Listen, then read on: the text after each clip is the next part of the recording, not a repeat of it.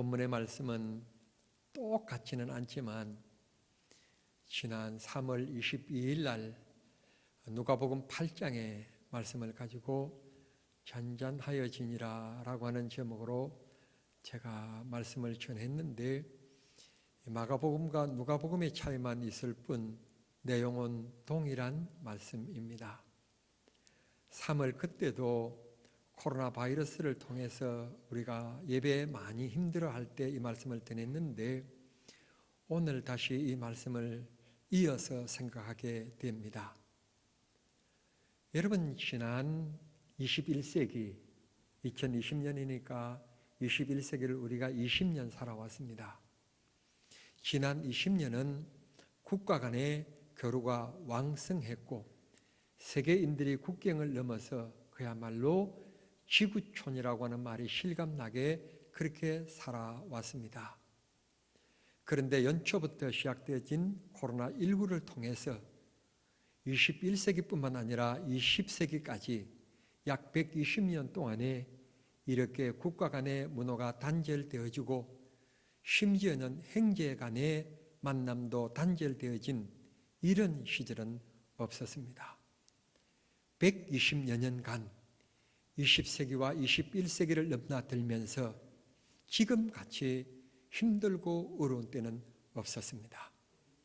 코로나 바이러스라고 하는 것이 눈에 보이지 않는 세균이 우리를 이렇게 힘들게 만들고 있을 뿐만 아니라 이제는 집단 생활을 하고 있는 군대에도 안심할 수 없게 지난 주일에 확진자들이 무더기로 나와서 어느 한 곳도 안전한 곳이 없습니다. 그야말로 전 세계가 강풍을 만나고 있습니다. 이 강풍을 잠재울 것이 무엇일까요? 우리는 어차피 코로나가 끝난 것은 아닙니다. 매 순간 우리가 하나님의 영광과 하나님 앞에 바른 목사로 살아가는 게 꿈이고 목적일 뿐, 사실 저와 여러분 즉 그리스도인들은 죽음을 초월하며 살아가는 사람들입니다. 죽음이 무서운 것은 아닙니다. 하나님의 영광이 되지 않을까 걱정일 뿐이고, 하나님의 영광을 위하여 더 살지 못하는 게, 노력하지 못하는 게 하나님 앞에 미안하고 죄송할 뿐인 것입니다.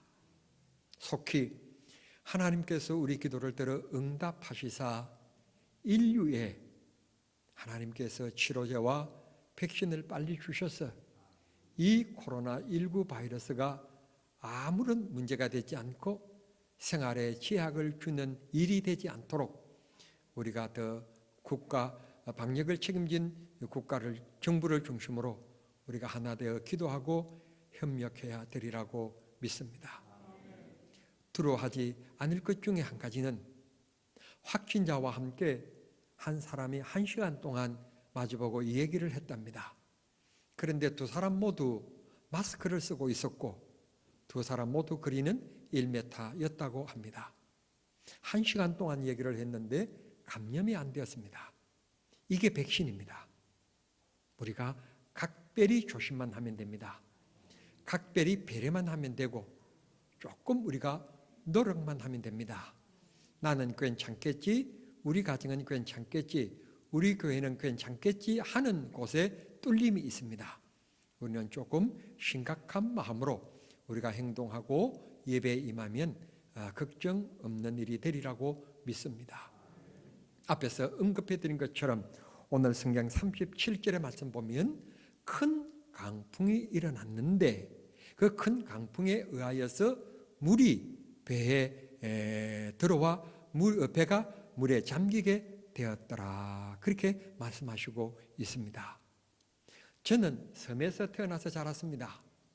앞에는 해수욕장이 있고 뒤에는 나지막한 높은 산이 있어서 등산과 피서를 해수욕을 함께 즐길 수 있는 피서의 최고의 적지에서 저는 태어나 자라났습니다.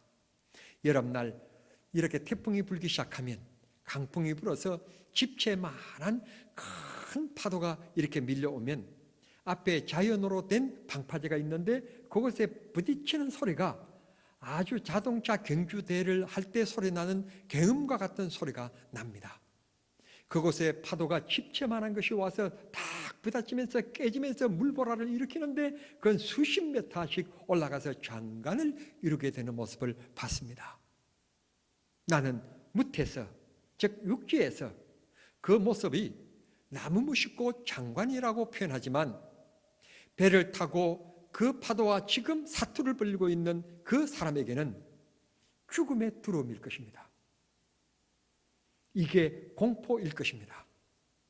그런 광경이 오늘 성경 본문의 제자들과 예수님이 타고 있는 배에 일어났다는 것입니다.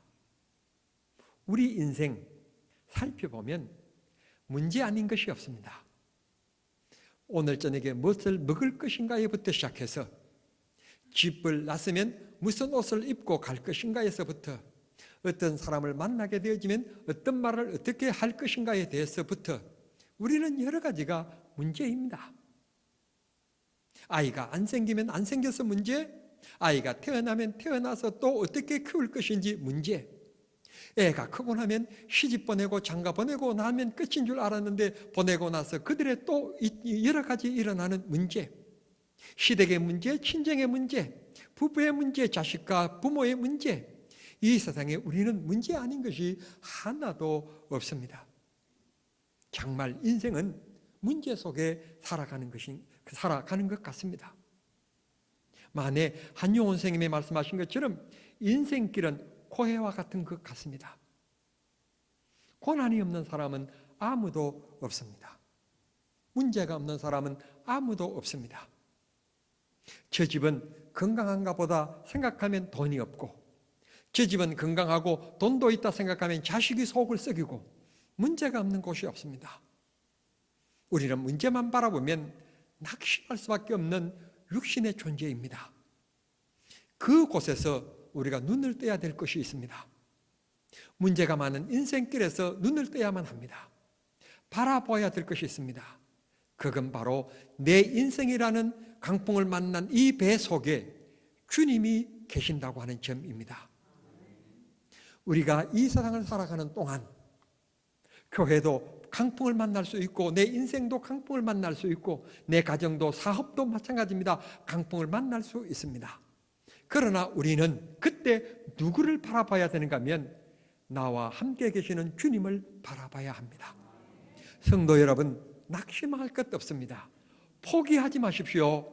우리 인생길에는 주님이 함께 하시기 때문에 그렇습니다.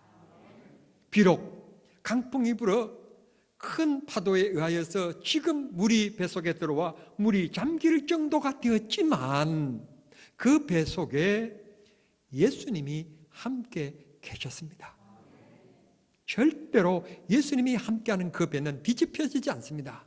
그 배는 절대로 가라앉지 않습니다. 여러분 기억하십시오.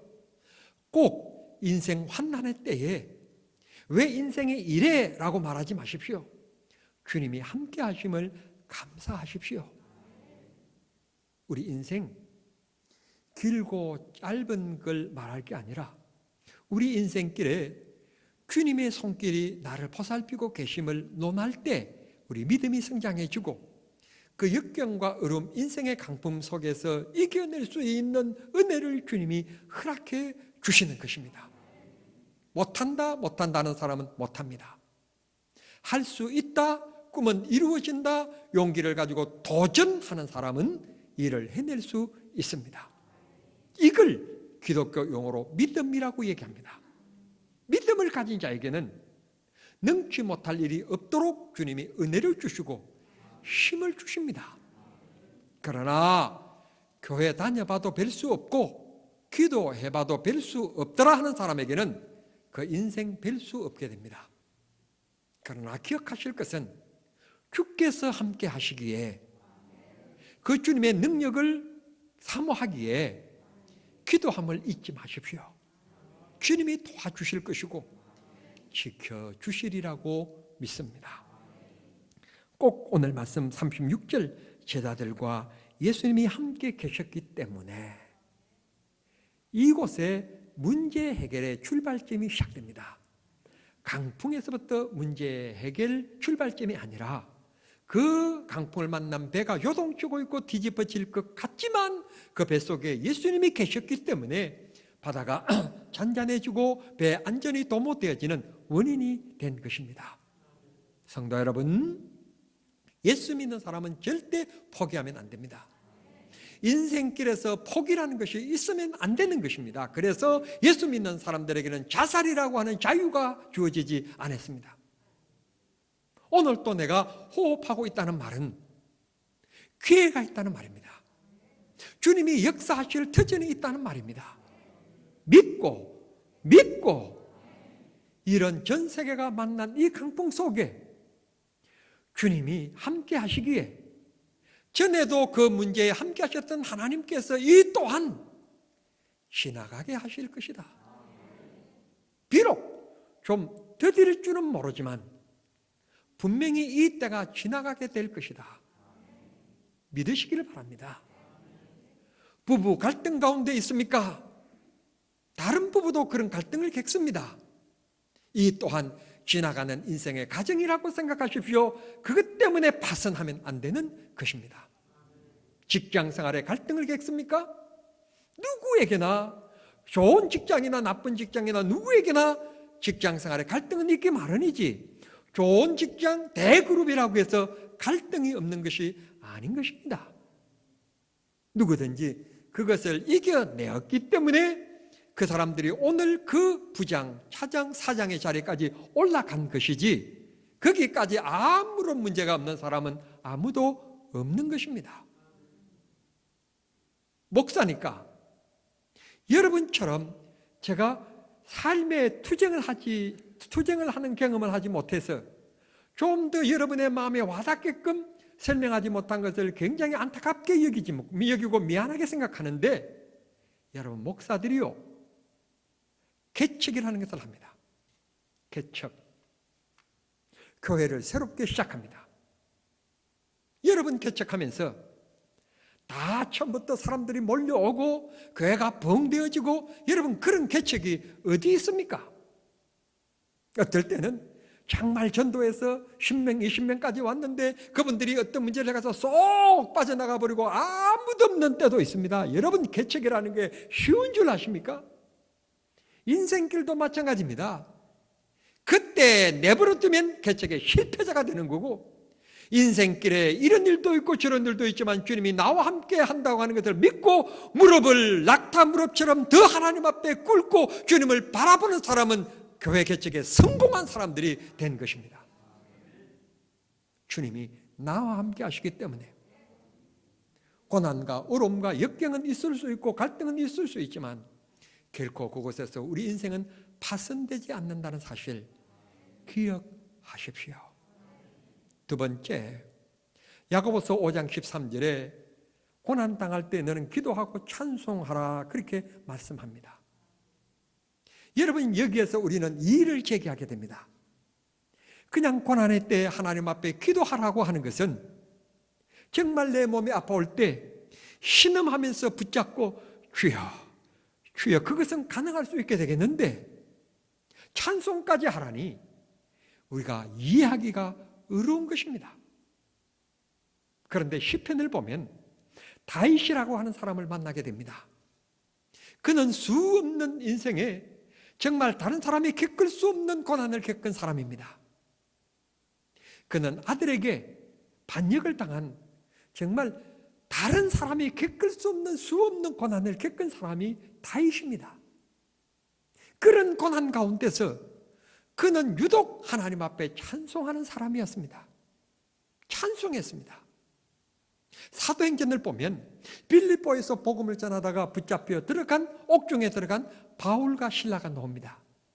그들이 하나님 앞에 한밤중에 그 피곤 중에 매를 맞고 피를 흘리는 그런 눈통한 시간에 가슴이 찢어지는 시간에 답답한 시간에 하나님 앞에 뭘 했느냐고 말하고 있는가 하면 찬송하였다라고 성경이 말씀해 주시고 있습니다. 이건 무엇을 말합니까? 환경에 의해서는 절대로 그런 고난 가운데서 찬송이 나올 수가 없습니다. 그러나 그런 의로움도 하나님께서 선을 바꾸실 것이다. 이 의로움도 하나님께서 뜻이 있어서 복되게 해주실 것이라고 믿는 사람에게는 그것이 즐거움이 되고 찬송이 되고 기쁨이 되는 것입니다. 의로운 시험, 의로운 훈련, 그걸 통하여 나는 국가 대표가 될 수 있고 금메달을 딸 수 있다라고 생각하는 사람은 그 힘들고 어려운 훈련 과정을 땀을 흘리며 소화해내는 겁니다. 그러나 그런 꿈이 없는 사람은 절대 100%의 노력을 하지 않습니다. 기회만 되어지면 쉬려고 합니다. 빠지려고 합니다. 그런 사람은 절대로 우연이라는 것이 있을 수 없고 세계인에 뛰어난 사람들이 경주하는 그 올림픽 마당에서 금메달을 딸 수가 없는 것입니다. 하물며 지옥과 영생의 사이에서 영생을 선택하여 천국 가는 길이 쉬울 줄 아십니까? 예수 그리스도께서 나를 위하여 십자가에 못 박혀 죽으신 것이 믿어지지 않는 이상 어떻게 고난과 어려움에 불평이 나오지 기도가 나오며 찬송이 나올 수 있겠습니까? 하나님의 주권, 하나님의 살아계심, 하나님의 역사를 믿는 사람만이 기도할 수 있고 그런 사람만이 나로 하여금 축복하시고 역사하시려고 이 고난을 주시구나 믿기 때문에 찬송이 나오는 것입니다. 그런 믿음이 없으면 내 입술에서 원망과 불평밖에 없습니다. 나를 힘들게 하시고 나를 고난케 하시고 고통케 하시는 것은 하나님의 위대한 뜻이다. 곡식을 심기 위하여서 농부가 밭을 갈아야 갈아엎는 것처럼 하나님께서 새 은혜를 부으시기 위하여서 30배, 60배 열매를 맺게 하기 위하여서 내 심령을 지금 뒤엎는 시간이라고 생각한다면 그는 찬송하게 될 것입니다. 기다림이 있을 것이고 주님을 바라보는 인내가 있을 것입니다. 예수님 말씀 한마디면 됩니다. 잔잔하여지라.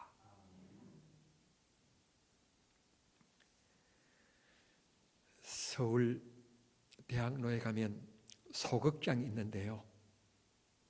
그곳에 가면 이제 신인들이 나와서 이제 막 활동을 하는 무대입니다.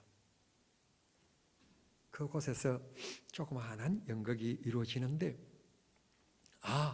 그 동네에서 얌전하고 선량한 사람이 있었는데 그 착한 사람을 그 고을의 포졸들이 가서 붙잡아 온 것입니다. 사또 앞에 이 포승줄로 묶어서 끌고 와서 하는 얘기가, 농사를 다 짓고 농작물을 창고에 들여놓았는데 그걸 내가 며칠 전에 남의 집에 그것을 훔쳐갔지 하고 지금 취조하는 것입니다. 나는 그런 일이 없습니다. 그러면 여봐라, 더 때려라. 그래서 때리는 겁니다. 자백을 받아내려고 하는 것입니다. 그 광경을 바라보는 동네 사람들이 모여서 수군거립니다. 내가 봤는데 포졸들이, 사또가 시켜서 포졸들이 그 양식을 훔쳐갔는데 저 사람에게 죄를 뒤집어 씌우는 거라고 그렇게 수군거립니다. 그 얘기를 지나가던 나그네가 그 얘기를 듣습니다. 듣고는 큰 소리가 외쳐집니다. 뭐라고 외쳐지는가 하면 암행의사 출도요. 그러면서 의사 박명수가 탁 나타납니다. 그러면 누가 먼저라고 할 것 없이 그냥 관중석에서 박수가 터져 나옵니다. 여봐라, 저 사또를 저 감옥에 집어넣고 저 선량한 사람에게는 평생 먹을 것이 부족하지 않도록 양식을 제공하도록 하라. 그러고는 그냥 유유히 사라져버립니다. 의사 박명수의 말 한마디가 그 문제를 바로잡고 뒤집어질 인생은 올바르게 세워놓고 가는 것입니다. 하물며 그랬던 박명수가 후에 영조 때 예조판서, 병서판서를 지내면서 국가공무원으로서 백성들을 하늘처럼 섬기는 청렴한 공직자로 살아갔다고 합니다. 의사 박명수, 우리 어렸을 때 재미있게 들었던 얘기입니다. 의사 박명수의 말 한마디도 문제가 바로 잡혀지고 기스가 바로게 이루어진다면 하나님의 아들, 아니 하나님이신 예수님께서 바다를 향하여 잔잔하여지라 말씀 한마디에 아주 잔잔하여졌더라 39절이 그렇게 말씀해 주시고 있습니다. 오늘 우리에게 하나님께서, 예수님께서 말씀 한마디만 해 주시면 됩니다. 병든 몸 건강하여져라. 마음의 근심 걱정, 마음의 피토로 바꾸어져라. 말씀 한마디면 됩니다. 예수님이 말씀하시니 물이 변하여 포도주 됐네. 예수님이 말씀하시니 성남 파도가 잔잔해졌네. 예수님 말씀 한마디면 됩니다. 우리가 너무 과학을 의존하지 말고, 의학을 무시하란 말은 아닙니다. 너무 의존하지 말고 하나님이 역사하시도록 하나님 앞에 머리를 조아리십시다. 도와주십시오. 연구진들에게 지혜를 주셔서 치료제와 백신이 빨리 보급되게 해 주십시오. 국가 정부에 지혜를 주셔서 방역을 잘 할 수 있게끔 해 주십시오. 우리 모두 마음을 모아야 합니다. 어려울 때는 잘했니 뭐랬니 따지고 여당 야당 따지면 안 됩니다. 지도자로 중심으로 하나 되어야 합니다. 그래야 이 난국을 이겨낼 수가 있게 되는 겁니다. 이게 기독교 정신입니다. 다른 게 기독교 정신이 아닙니다. 강화문에 나서는 게 기독교 정신이 아니라 힘들고 어려울 때는 이 난국을 이겨내기 위하여, 이 강풍을 이겨내기 위하여 하나 되어야 합니다. 좀 참으면 됩니다. 다음에 소리 지를 수 있습니다. 그러나 지금은 그럴 때가 아닙니다. 기도할 때입니다. 하나님 앞에 찬송할 때입니다. 하나님께서 우리 삶을 그만 뒤돌아보면 성도 여러분, 은혜가 아닌 게 어디 있나요? 복이 아닌 게 어디 있나요? 옛날 서양의 얘기인데요. 부부가 시골 동네로 이사를 갔대요. 이사를 가니까 그의 딸 안나가 이제 초등학교에 다시 이제 그걸 했겠죠. 전학을 갔겠죠. 이 전학을 가는 그날 해필이면 사회 시험을 보는 날이었어요.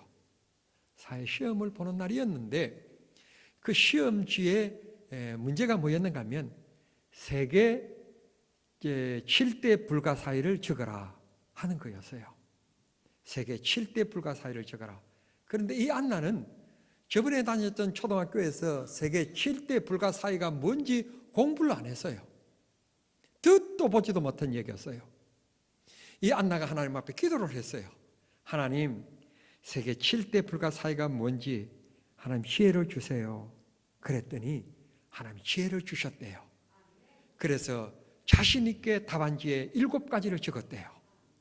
세계 7대 불가사의는 이런 거예요.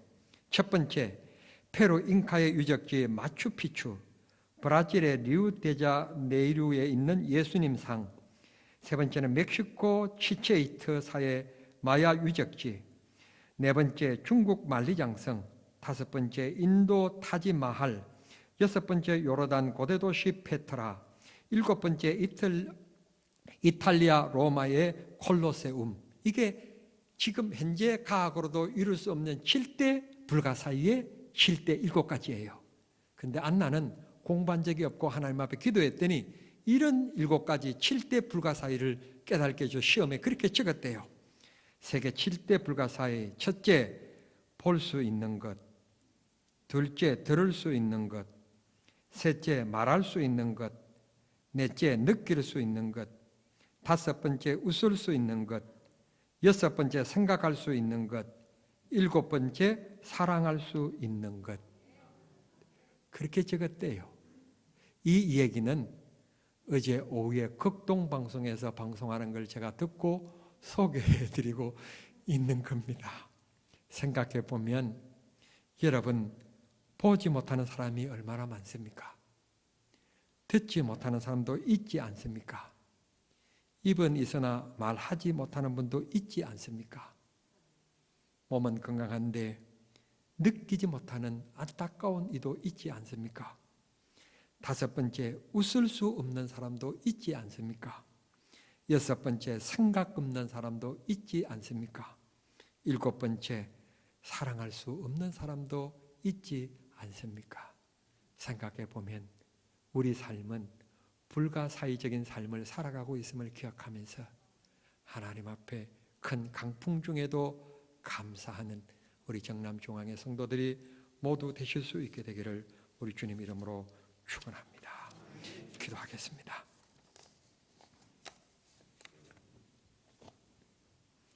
사랑하신 하나님, 고맙고 감사합니다. 저희들이 생각지도 못한 코로나19 바이러스라고 하는 전 세계적인 강풍을 만나고 있습니다. 이때에도 저희들에게 믿음을 주시어서 이 환경을 잘 이겨낼 수 있게끔 도와주시고 속히 이 나라에 은혜를 주시어서 백신과 치료제가 빨리 개발되게 하시고 국가 간에 서로 협력하는 공동체가 되게 해 주시기를 기도합니다. 우리가 너무 방만하게 살아왔습니다. 예수를 믿는다고 하면서도 예수의 성품 없이 살아왔습니다. 목사라고 하면서도 사명자로 살지 못하고 직업군처럼 살아왔습니다. 아버지 찬송하면서도 하나님 앞에 간절하고 감사의 마음보다는 하나님 아버지 그저 입술만 달싹거릴 때가 많았습니다. 아버지 하나님이시여, 우리가 하나님을 사랑한다고 하면서 하나님께서 우리들에게 주신 성경 말씀보다는 TV를 더 좋아했고 친구 만나 사람 만나 얘기하는 것들 더 즐거워했습니다. 하나님 우리를 불쌍히 여겨주시고 용서하시고 영의 사람이 영의 일을 생각하며 살아갈 수 있도록 도와주시옵소서. 우리 오른손을 가슴에 얹겠습니다. 다시 한 번 더 종이 계속하여 기도하겠습니다. 사랑하신 하나님 우리 아버지, 우리가 각자의 오른손을 가슴에 얹었습니다. 병든 몸은 고쳐주시옵소서. 우리가 만난 어려운 문제는 해결해 주시옵소서. 우리 인생길 하나님 앞에 기쁨 되기를 원합니다.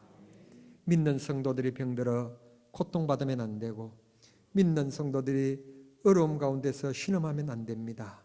믿는 성도들이 가난 가운데 있어서도 안 됩니다.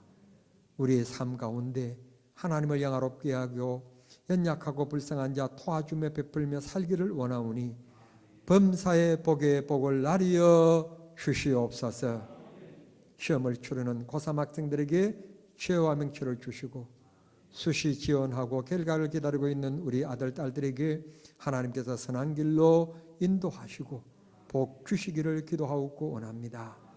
11월을 보냅니다. 12월 마지막 달을 바라봅니다. 12월 마지막 달 한 달만이라도 주님 앞에 주님과 더불어 살아가는 믿음의 발자취들이 되게 해 주시옵소서. 예수님의 이름으로 기도하옵나이다. 아멘.